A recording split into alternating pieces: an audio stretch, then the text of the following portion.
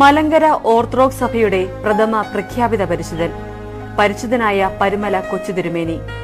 പ്രാർത്ഥനയിലും നോമ്പിലും അധിഷ്ഠിതമായ പ്രവർത്തനങ്ങളിലൂടെ തന്റെ ജീവിതം ധന്യമാക്കിയ പുണ്യശ്രേഷ്ഠൻ. ഇഹലോകവാസം പൂർത്തിയാക്കി ഒരു നൂറ്റാണ്ടും ദശാബ്ദവും പിന്നിട്ടിട്ടും ഈ പരിശുദ്ധനിൽ ശരണപ്പെട്ട് പ്രാർത്ഥിക്കുന്ന വിശ്വാസികൾക്ക് ലഭിക്കുന്ന അനുഗ്രഹങ്ങൾ മൂലം കബറിടത്തിൽ അഭയം തേടിയെത്തുന്നവരുടെ എണ്ണം നാൾക്കുനാൾ ഏറി വരികയാണ്. പരിശുദ്ധ പരുമലമാർ ഗ്രിഗോറിയോസ് പിതാവിൻ്റെ കബറിടത്തിലേക്ക് വർഗവർണ്ണ ജാതി മതഭേദമന്യേ വിശ്വാസികൾ കടന്നു വരുന്നു. മനുഷ്യജീവിതം ഇന്ന് പ്രതിസന്ധികളാൽ പൂരിതമാണ്, സങ്കീർണമാണ്.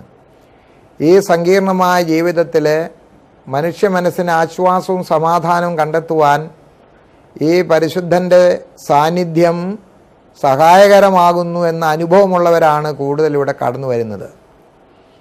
തീർച്ചയായും ഈ കാലഘട്ടത്തിന് ഒത്തിരി സന്ദേശങ്ങൾ ലോകത്തോട് അറിയിക്കുവാൻ തക്കവണ്ണം ആ പരിശുദ്ധ പിതാവിൻ്റെ ജീവിതം ഏറ്റവും അനുയോജ്യമാണ്. മനുഷ്യജീവിതത്തിലെ ദൈവസംസർഗമാണ് എല്ലാ പ്രശ്നങ്ങളുടെയും പരിഹാരം.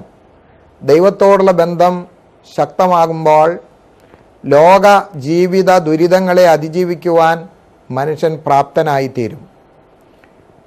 മനുഷ്യൻ ഇന്ന് പല വിധത്തിലും സംഘർഷപൂർണമായൊരു ജീവിതമാണ് നയിക്കുന്നത്.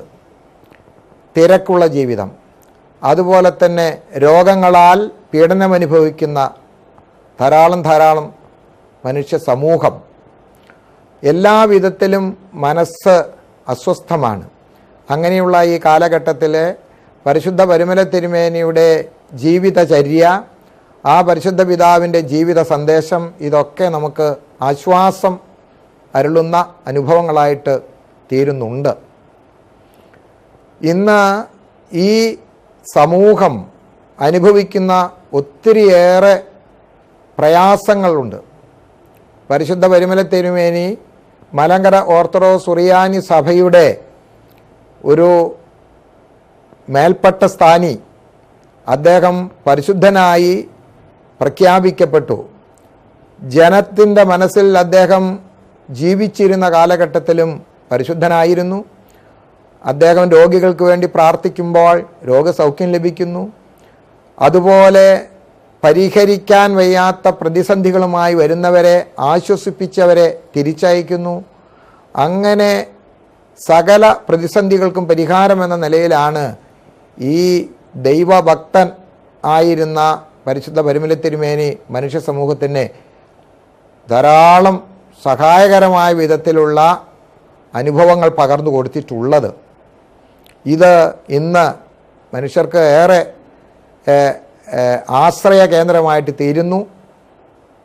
ഇന്ന് മലങ്കര ഓർത്തഡോക്സ് സുറിയാനി സഭ വർത്തമാന കാലഘട്ടത്തിലെ മനുഷ്യ സമൂഹത്തിന് ഏതു വിധത്തിലുള്ള സേവനമാണ് ചെയ്യേണ്ടത് എന്ന് ആലോചിക്കുമ്പോൾ ഈ വർഷത്തെ ഒരു പ്രധാന ലക്ഷ്യമായി പള്ളിക്കൂടത്തോടൊപ്പം പള്ളി വീടുകൾ സംഘടിപ്പിക്കുകയാണ്. നമ്മുടെ ഭവനങ്ങളിൽ നമ്മുടെ മക്കൾ ജോലി സംബന്ധമായി നാടും വീടും വിട്ട് മറ്റ് വൻകരകളിൽ താമസിച്ച് അധ്വാനിച്ച് ജീവിക്കുന്നവരാണ്. അവരുടെ പ്രായം ചെന്ന മാതാപിതാക്കൾ അവരുടെ ജനിച്ച വീടുകളിൽ ഒരു വിധത്തിൽ പറഞ്ഞാൽ തടവുകാരായി ജീവിക്കുകയാണ്.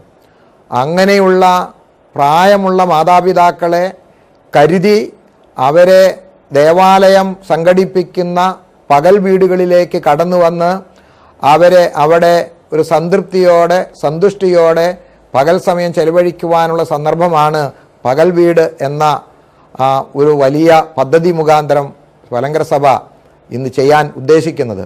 അതുപോലെ തന്നെയാണ് സാന്ത്വന ശുശ്രൂഷ, പാലിയേറ്റീവ് കെയർ. അതും മലങ്കര സഭയുടെ മിനിസ്ട്രി ഓഫ് ഹ്യൂമൻ എംപവർമെൻറ്റ് ഡിപ്പാർട്ട്മെൻറ്റിൻ്റെ ഒരു പ്രധാന ജീവിത അല്ലെങ്കിൽ ഈ വർഷത്തെ പ്രധാനപ്പെട്ട പ്രോഗ്രാമായിട്ട് സംഘടിപ്പിച്ചിട്ടുണ്ട്. പരിശുദ്ധ പരുമല തിരുമേനി 110 വർഷങ്ങൾക്ക് മുൻപ് തൻ്റെ പള്ളിയോടൊപ്പം പള്ളിക്കൂടങ്ങൾ എന്നുള്ള ആശയം ഉൾക്കൊണ്ടുകൊണ്ട് ധാരാളം വിദ്യാവെളിച്ചം പകർന്നു കൊടുക്കുന്ന പഠിത്ത വീടുകൾ ഉണ്ടാക്കിയിരുന്നു. അതുപോലെ തന്നെയാണ് പാവപ്പെട്ടവരെ ഉദ്ധരിക്കാൻ തക്കവണ്ണമുള്ള ജീവകാരുണ്യ പ്രവർത്തനങ്ങളും തിരുമേനി ഉൾപ്പെട്ടിരുന്നു. ഈ ജീവിത സന്ദേശം ഉൾക്കൊണ്ടുകൊണ്ട് പാവപ്പെട്ടവരോടും രോഗികളോടും ദരിദ്രരോടും ഒക്കെ ധാരാളം കരുതൽ ചെയ്തുകൊണ്ടിരിക്കുന്ന പദ്ധതികളാണ് മലങ്കര സഭ ആവിഷ്കരിക്കുന്നത്. മലങ്കര സഭയുടെ Parumala saint Gregorios international cancer care centre മുഖാന്തരമായിട്ട് ക്യാൻസർ രോഗികൾക്ക് സാന്ത്വനമേകാനുള്ള പദ്ധതിയും ആവിഷ്കരിച്ചിട്ടുണ്ട്. പരിശുദ്ധനായി പ്രഖ്യാപിക്കപ്പെട്ട ആദ്യത്തെ ഭാരതീയനായ സന്യാസ വര്യനാണ് പരിമല മാർ ഗ്രിഗോറിയോസ് മെത്രാപ്പോലീത്ത. 1902 നവംബർ മാസം 2-ാം തീയതി ഇഹലോക ദൗത്യം പൂർത്തിയാക്കിയ പുണ്യവാന്റെ ഓർമ്മ പെരുന്നാൾ ഭക്തി ആദരപൂർവ്വമാണ് മലങ്കര ഓർത്തഡോക്സ് സഭ കൊണ്ടാടുന്നത്. നാനാജാതി മതസ്ഥരായിട്ടുള്ള ആയിരക്കണക്കിന് 10,000-കണക്കിന് ആൾക്കാർ ഈ കബറിങ്കൽ അഭയം തേടി അത് പരിശുദ്ധന്റെ അനുഗ്രഹം പ്രാപിക്കുന്നു. ജീവിതത്തെ പ്രാർത്ഥനയെ ജീവിതവുമാക്കി തീർത്ത ഒരു മഹാത്മാവ്, പുണ്യപുരുഷൻ പരിശുദ്ധനായ പരിമല തിരുമേനി. ജീവിതം ആത്മത്യാഗത്തിനും സമൂഹ നന്മയ്ക്കും അവരനെ കുറിച്ച് ഓർക്കുന്നതിനുമുള്ളതാണെന്ന് തൻ്റെ ജീവിതത്തിലൂടെ കാണിച്ചു തന്നു. ആർത്തിയുടെയും ആർജവത്തിൻ്റെയും ഉപഭോഗത്തിൻ്റെയും സംസ്കാരത്തിൽ തിന്മകളുടെയും മ്ലേച്ഛതകളുടെയും അതിപ്രസരം ഏറി വരുന്ന ഈ കാലഘട്ടത്തിൽ ഈ പരിശുദ്ധൻ്റെ പെരുന്നാൾ കൊണ്ടാടുമ്പോൾ അദ്ദേഹം തൻ്റെ ജീവിതത്തിൽ മുറുകെ പിടിച്ച വിശുദ്ധിയുടെ, കരുണയുടെ, കരുതലിൻ്റെ, വേദനിക്കുന്നവരുടെ വേദനയിൽ പങ്കാളിയാകുന്നതിൻ്റെ തുടങ്ങിയ നന്മ ചെയ്യാൻ അവസരമുള്ളപ്പോൾ പരാമതി ചെയ്യുക എന്നുള്ള തൻ്റെ ആത്മാവിനെ ഏറ്റുവാങ്ങി അതിനെ ഉൾക്കൊണ്ട് ഈ സമൂഹത്തിൽ കരുണയും കരുതലുമുള്ളവരായി തീരുവാൻ ഇവിടെ വന്ന് ഈ പെരുന്നാളിൽ സംബന്ധിക്കുന്നവർക്ക് സാധിക്കണം. തീർത്ഥാടനം കൊണ്ട് ഉദ്ദേശിക്കുന്നത് അതാണ്. പലതിനെയും വിട്ട് ലക്ഷ്യത്തിലേക്കുള്ള ഒരു യാത്ര. ഈ യാത്രയിൽ പിന്തള്ളപ്പെടുന്നവരെ കൂടെ കൂട്ടുചേർത്ത് മുന്നോട്ട് പോകാനുള്ള ശ്രമം. അതിന് ഏവരുടെയും അനുഗ്രഹകരമായ സഹകരണം ഉണ്ടാകണം. സർവേശ്വരൻ ഈ പരിശുദ്ധന്റെ മധ്യസ്ഥയാൽ സമസ്തരെയും വാഴ്ത്തി അനുഗ്രഹിക്കട്ടെ. എല്ലാ വർഷവും നവംബർ 1-2 തീയതികളിലാണ് പരിമല തിരുമേനിയുടെ ഓർമ്മ പെരുന്നാൾ ആചരിക്കുന്നത്. ദേവാലയത്തോട് ചേർന്നുള്ള കബറിടത്തിലെത്തി സങ്കടങ്ങളും യാചനകളുമായി കണ്ണീരൊഴുക്കുന്ന വിശ്വാസികളുടെ തിരക്കിന്റെ ദിനങ്ങളാകും.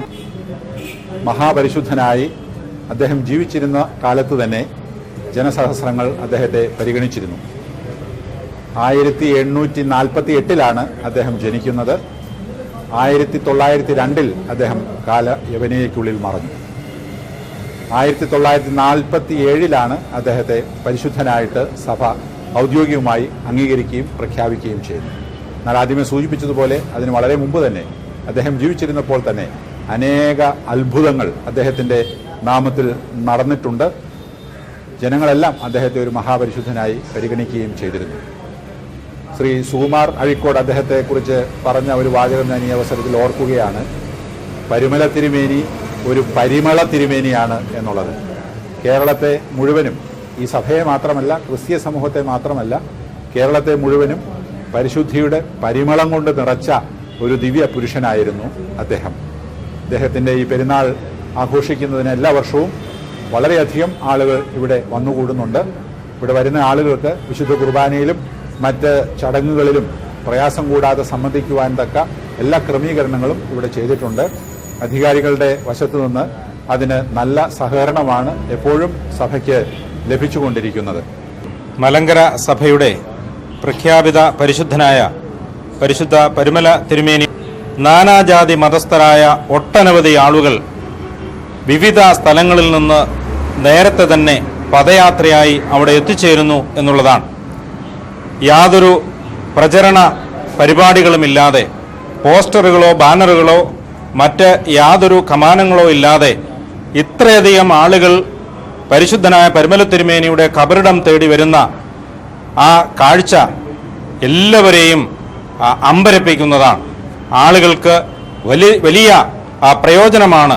ഒട്ടനവധി കാര്യങ്ങളാണ് അവിടെ നിന്ന് ലഭിച്ചുകൊണ്ടിരിക്കുന്നത്. രോഗികൾക്ക് രോഗശമനമുണ്ടാകുന്നു.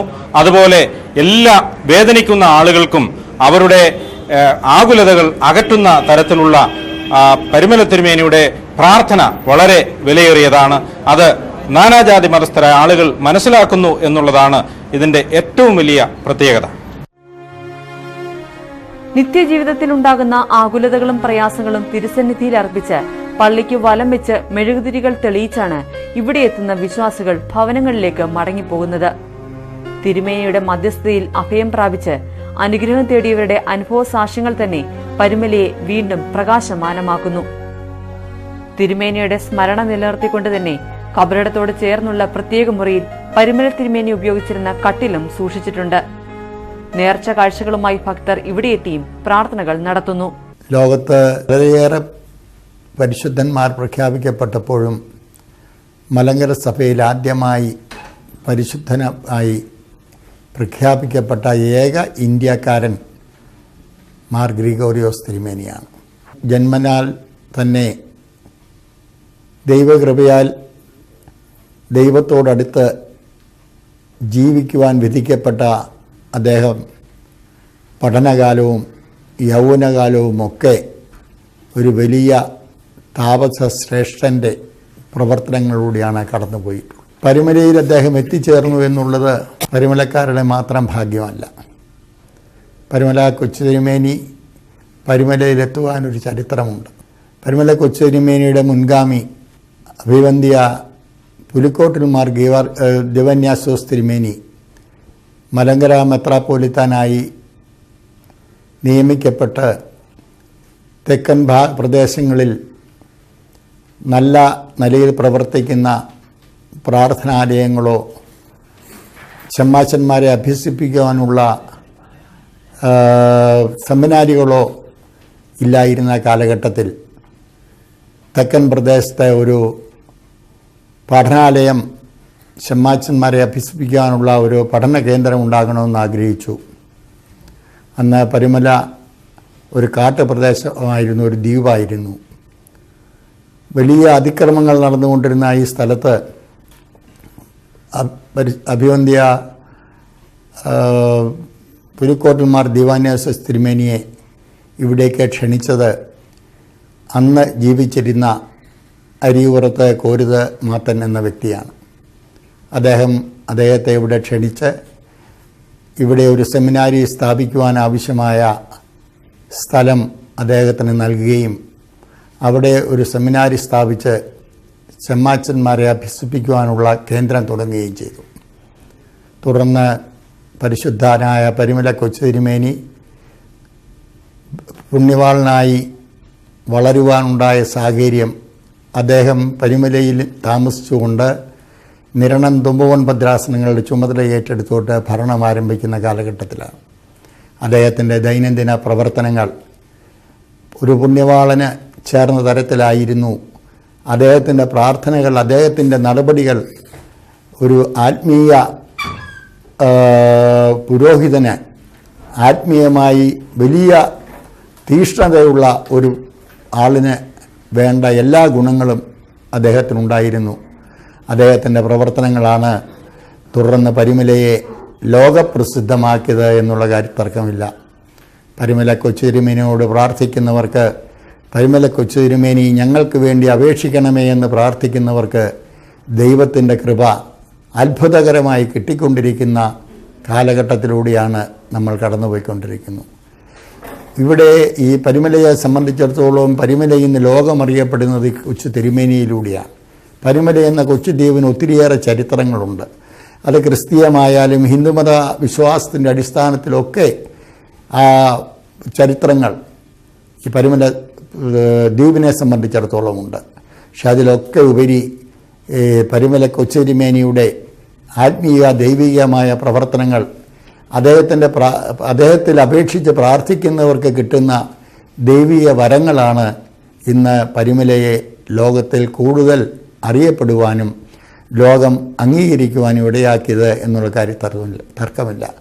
പരിമലയിൽ ലക്ഷക്കണക്കിന് ആളുകൾ കാൽനടയായി തന്നെ വന്ന് പരിമല കൊച്ചു തിരുമേനിയുടെ അനുഗ്രഹം പ്രാപിക്കുവാൻ വരുന്നത് കാണുമ്പോൾ ഇങ്ങനെ ഒരു പുണ്യപുരുഷൻ ജീവിച്ചിരുന്ന സ്ഥലത്ത് ജനിക്കുവാൻ ഇടയായ ഞങ്ങളെപ്പോലെയുള്ള ആളുകൾക്ക് എത്ര അഭിമാനമാണ് എന്നുള്ള കാര്യത്തിൽ തർക്കമില്ല. ലോകത്തിലെവിടെ ചെന്നാലും പരിമലയിൽ നിന്ന് വരുന്നു എന്ന് പറയുമ്പോൾ അതൊരു അനുഗ്രഹമായി, അതിനെ ഒരു അംഗീകാരമായി ലോക ജനത, പ്രത്യേകിച്ച് മലയാളികൾ കാണുന്നു. കേരള ദേശത്ത് നിന്ന് അന്യ രാജ്യങ്ങളിൽ പോയി താമസിക്കുന്നവർക്ക് പരിമല എന്ന് കേൾക്കുമ്പോൾ ആദ്യം ഓർമ്മ വരുന്ന പരിമല കൊച്ചുതിരുമേനിയാണ്. ഈ നാടിൻ്റെ പുരോഗതി, വിദ്യാഭ്യാസ മേഖലയിൽ അദ്ദേഹത്തിനുണ്ടായിരുന്ന ദീർഘവീക്ഷണം, അധകൃതരെ വിദ്യ നൽകി ഉയർത്തുക എന്നുള്ള അദ്ദേഹത്തിൻ്റെ ദീർഘവീക്ഷണം വളരെയേറെ പുരോഗതിക്ക് ഇടയാക്കിയിട്ടുണ്ട് എന്നുള്ള കാര്യത്തിൽ തർക്കമില്ല. MGM സ്കൂൾ പോലെയുള്ള സ്കൂളുകൾ, തൊട്ടടുത്തുള്ള പരിമല കൊച്ചുതിരുമേനി സ്ഥാപിതമായ LP സ്കൂൾ ഉൾപ്പെടെയുള്ള സ്കൂളുകൾ അദ്ദേഹത്തിൻ്റെ വിദ്യാഭ്യാസ വീക്ഷണത്തിൻ്റെ വലിയ ഉദാഹരണങ്ങളാണ്. അധകൃതരെ ഉദ്ധരിക്കുക, അതായിരുന്നു അദ്ദേഹത്തിൻ്റെ ഏറ്റവും വലിയ പൊതുജീവിതത്തിലുള്ള അദ്ദേഹത്തിൻ്റെ പ്രവർത്തനം. അതോടൊപ്പം ആത്മീയത വർദ്ധിപ്പിക്കുവാൻ പ്രാർത്ഥിച്ചാൽ ഫലം കിട്ടും എന്ന് തെളിയിച്ച ആത്മീയ പുരുഷനായിരുന്നു പരിമല കൊച്ചുതിരുമേനി. വിശ്വാസത്തോടും വിശുദ്ധിയോടും കണ്ണുനീരോടും കൂടി ഈ പരിശുദ്ധൻ്റെ കബറിടത്തിൽ വന്ന് പ്രാർത്ഥിച്ചിട്ടുള്ളവർക്ക് കിട്ടിയിട്ടുള്ള അനുഭവം, അതായത് അനുഭവ സാക്ഷ്യമാണ് ലക്ഷോപലക്ഷം ഭക്തജനങ്ങളെ പരിമലയിലേക്ക് വരുത്തുന്നത്. പ്രധാന പെരുന്നാൾ ദിവസം കൂടാതെ തന്നെ ദിവസേന ഇവിടെ ആയിരക്കണക്കിന് ഭക്തജനങ്ങളാണ് പരിശുദ്ധൻ്റെ കബറിടത്തിൽ വന്ന് നേർച്ച കാഴ്ചകൾ അർപ്പിച്ച് പ്രാർത്ഥിച്ച് അനുഗ്രഹം പ്രാപിച്ചു പോകുന്നത്. നാനാജാതി മതസ്ഥരായ ആൾക്കാർ, രാഷ്ട്രീയ കക്ഷിഭേദമന്യേ എല്ലാ ആൾക്കാരും വന്ന് കണ്ണുനീരോടുകൂടി പ്രാർത്ഥിച്ചു പോകുന്ന ഒരു അനുഭവം എല്ലാ മതസ്ഥരായിട്ടുള്ള ആൾക്കാർക്കും ഒരു അനുഭവപ്രദമായ ഒരു സമീപനം ഉണ്ടാക്കിയിട്ടുള്ള യാഥാർത്ഥ്യമാണ്. പരിമലയെ സംബന്ധിച്ചിടത്തോളം ഈ ചെറിയ ദ്വീപ് ഇന്നറിയപ്പെടുന്നത് പരിമല കൊച്ചുതിരുമേനിയുടെ നാമത്തിലാണെന്നുള്ളതിൽ രണ്ട് തർക്കമില്ല. കാരണം ലോകത്തിൻ്റെ നാനാഭാഗങ്ങളിൽ എവിടെ മലയാളികളുണ്ടോ പരിമല എന്ന് കേൾക്കുമ്പോൾ തന്നെ ആദ്യം ഓർമ്മ വരുന്നത് പരിമല കൊച്ചുതിരുമേനിയും പരിമല പള്ളിയുമാണ്. പ്രാർത്ഥനയോടും നോയമ്പോടും ഉപവാസത്തോടും കൂടി വരുന്ന ഭക്തജനങ്ങൾ അവരുടെ യാചന കണ്ണുനീരോടുകൂടി പ്രാർത്ഥന കബറങ്കൽ ഒന്ന് പ്രാർത്ഥിച്ച് അനുഗ്രഹം പ്രാപിച്ച് പോവുക, അതോടൊപ്പം അനുഭവസാക്ഷ്യവും ഇതിനോട് ഒപ്പം ചേർന്ന് പോകുന്ന ഒരു കാര്യം കൂടിയാണ്. AD 1848 ജൂൺ മാസം 15-ാം തീയതിയാണ് പരിമല കൊച്ചുതിരുമേനി ജനിച്ചത്. എറണാകുളം ജില്ലയിലെ മുളന്തുരുത്തി എന്ന സ്ഥലത്ത് ചാത്തുരുത്തി വീട്ടിൽ കൊച്ചുമത്തായിയുടെയും മറിയത്തിന്റെയും ഇളയ മകനായിരുന്നു അദ്ദേഹം. 1858 സെപ്റ്റംബർ 14-ന് കരിങ്ങാച്ചിറ പള്ളിയിൽ വെച്ച് മാത്യൂസ് മാർ അത്താനേസ്യോസ് മെത്രാപ്പൊലീത്ത ബാലനായ ഗീവർഗീസിന് വൈദിക സ്ഥാനത്തിന്റെ ആദ്യപടിയായ കോറിയോ പട്ടം നൽകി. പഠനകാര്യത്തിലും മുൻപന്തിയിലായിരുന്ന അദ്ദേഹം പിതൃ സഹോദരനായ മൽപ്പാനോടൊപ്പം താമസിച്ച് ഒരു വൈദികന് വേണ്ട എല്ലാ കാര്യങ്ങളും അഭ്യസിച്ചു. തുടർന്ന് താമസമിന മാർ കൂറിലോസിൽ നിന്ന് കത്തനാർ പട്ടവും കോർപ്പിസ്കോപ്പ സ്ഥാനവും ഏറ്റു. സന്യാസ ജീവിതം പൂർണ്ണമാകാൻ തന്റെ ഇടവക ദേവാലയത്തിൽ പ്രവർത്തിച്ചാൽ മതിയാകില്ല എന്ന തോന്നലിൽ വെട്ടിക്കൽ ദേറായിലേക്ക് താമസം മാറി. ഇതോടെ അവഗണിക്കപ്പെട്ടു കിടന്ന ആ പ്രദേശവും ചുരുങ്ങിയ നാൾ കൊണ്ട് ഒരു തീർത്ഥാടന കേന്ദ്രമായി മാറുകയും ഗീവർഗീസ് അച്ഛന്റെ വ്രതാനുഷ്ഠാനങ്ങളിൽ ആകൃഷ്ടരായി ഏതാനും ശിഷ്യന്മാർ ഇവിടെ താമസിച്ച് പരിശീലനവും തേടിവന്നു. ഇത് വെട്ടിക്കൽ ദേറായെ തെക്കൻ പ്രദേശത്ത് ഷമ്മാശന്മാരുടെ പരിശീലന കേന്ദ്രമായി പിന്നീട് മാറ്റിയതോടെ മൽപ്പാനെ ദേറായുടെ ചുമതലക്കാരനായി മാറ്റുവാൻ റമ്പാൻ സ്ഥാനത്തേക്ക് ഉയർത്തി. 1865 പുലിക്കോട്ടിൽ മാർ ദിയോനേസസ് തിരുമേനിയാണ് റമ്പാൻ സ്ഥാനം നൽകിയത്.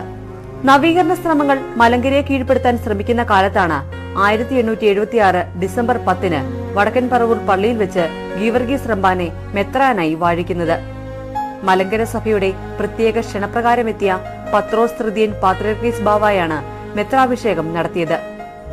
ആ വർഷം തന്നെ മറ്റ് 5 പേർ കൂടി മെത്രാൻ സ്ഥാനം നൽകിയിരുന്നു.